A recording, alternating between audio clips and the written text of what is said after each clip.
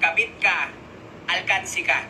Kabantay mo, sige na kung ibalik-balik para matauhan ka. Anino, paningkamuti yun ninyo nga dili mo makasulod sa kinabuhi sa naanay tag-iya or sa naay tag-iya na. Or ayaw mong sulod sa kinabuhi sa usa ka tao nga nanay tag-iya. Ani man gud nino, kung kabit ka, wala kay peace of mind. Kay nganong nakaingon kung wala mo'y peace of mind?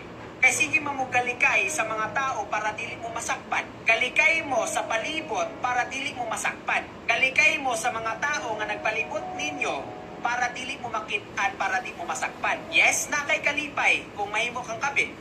Or kung mga bit ka, nakay kalipay. Kinsagoy wala kasulayana, I've been there. Kinsagoy wala kasulay og binuang sa kinabuhi, I've been there. No, pero ni undang nako. Pero usara gyud kabutang ang akong ika-advise ninyo karon.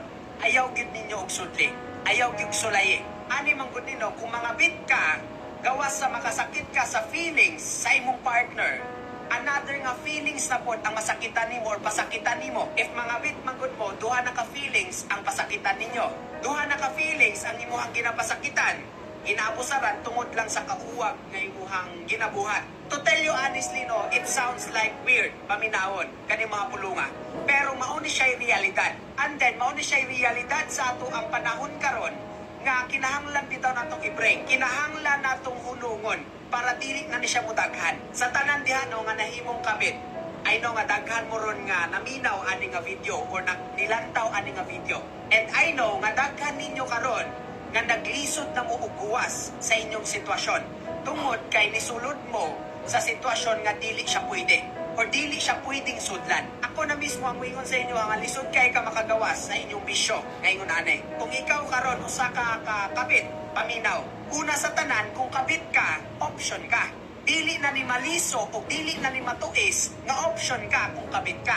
And then kung kabit ka, automatic ka nga option ka sa isa ka tao. Aninaw para masabdan yun ninyo unsa ang option. Sir Jessam, unsa may trabaho sa usa ka option lang? Agay, kung gihimo kang option sa isa ka tawo, duulon ra kaniya kung dili sila okay sa pikas. Ang trabaho sa usa ka option, duulon na siya kung kanabitang dihado sila sa pikas or kanang nag-away sila sa pikas. And then as an option, wala kay apas kung biyaan kaniya. Kung option ka si sa katao, wala kay apas kung biyaan ka. Kung anytime biyaan kaniya, wala kay apas. Kay option man ka, dili man ikaw ang original. Ani po daw kung musulod mo ingunaaning sitwasyon karon.